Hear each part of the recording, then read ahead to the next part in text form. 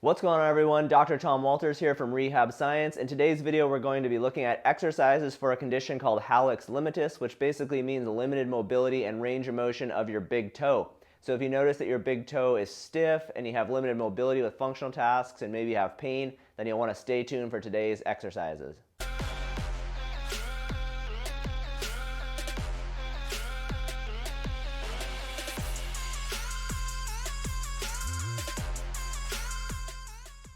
Before we get into the exercises, it's important to know what normal range of motion looks like in your big toe and what movements are possible.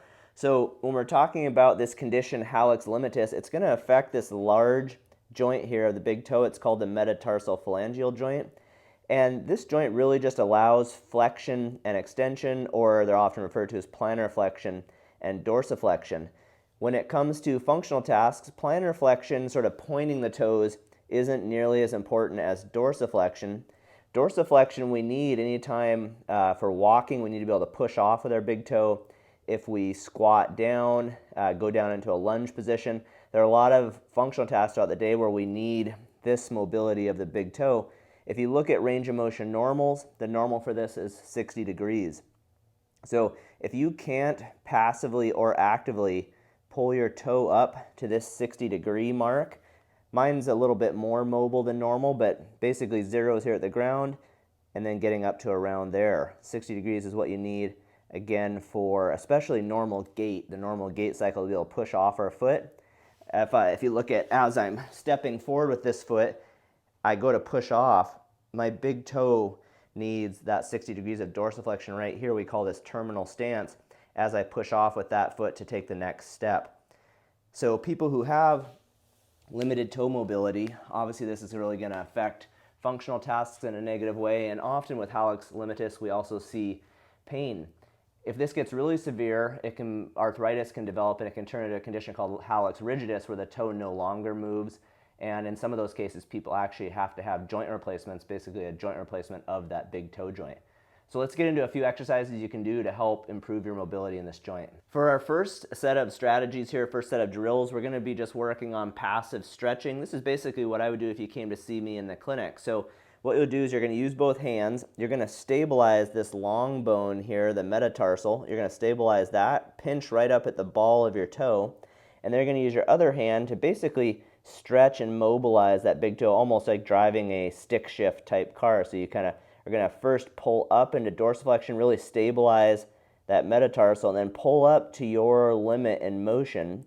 And what you can do, you can just hang out here and stretch. Joints require longer hold times than muscles, so rather than holding for 15 to 30 seconds, you might hold this position for, several minutes. So pull up to there just to the point of discomfort. You're going to push into severe pain.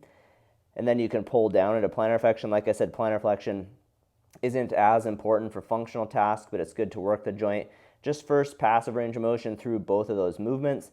Another tactic you can try is to, again, stabilize the metatarsal and then apply a bit of traction. So pull out on the big toe, pull it away. That will traction the joint, and then pull it up into the point of resistance. Sometimes the traction actually helps to reduce some discomfort. You can even kind of oscillate like I'm doing here, get right to the barrier, that restriction, and rather than just hold it statically, you can kind of oscillate back and forth to stretch the joint, and again try to go for several minutes to help improve joint range of motion. Our next stretch is a little bit more of a functional stretch, again to help with walking and other functional tasks. I've got a great tool here called the fasciitis fighter. We use this for plantar fasciitis, but it works really well for big toe mobility. You can also just take a rolled up towel or something about this height at your house if you don't have one of these. If you want to order one, I'll put a link down in the description for this tool. What you're going to do is set it on the ground, and you're going to place your big toe that's stiff up on this kind of bump.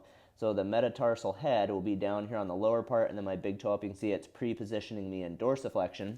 And then what I'm going to do is step forward with my other leg and basically simulate that position I would need to push off and gait.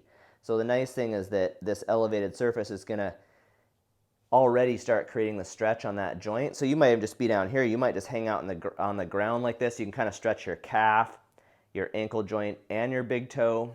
You might just hang out here again for several minutes, maybe 2 to up to 10 minutes for joint stretches. If that gets to be easier, you can start to lift your heel and take yourself really into that point of restriction and just try to really hang out there and stretch the joint. These are all really joint stretches, which are different than a muscle flexibility stretch. So again, this is similar to what we were doing a second ago with our hands, but it's just going to be a little more functional in that it's in a position we would need for the walking gait cycle, especially this phase called terminal stance, where we're pushing off and need that dorsiflexion in our big toe. Before I get into the last exercise, I want to mention that my book is out. It's available on Amazon and Barnes & Noble. My book has rehab programs for the 50 most common injuries and pain issues. Each body region has its own chapter. So today we're talking about stiffness in the big toe. Back in the ankle and foot chapter, there's actually a bunion program. Even if you don't have a bunion, this program is really going to focus on mobility of the big toe and exercises to strengthen the muscles that control the big toe. So we'll see 3 phases. In each program. Phase 1 will mostly focus on reducing pain and improving mobility. Phase 2 we'll see other stretches and mobility exercises and core control exercises. And then in phase 3 of each program we'll see strengthening exercises to improve capacity of the area. So again, each body region has its own chapter. There's 30 programs in total in the book. It's basically a coffee table book you can have at home to do your own rehab.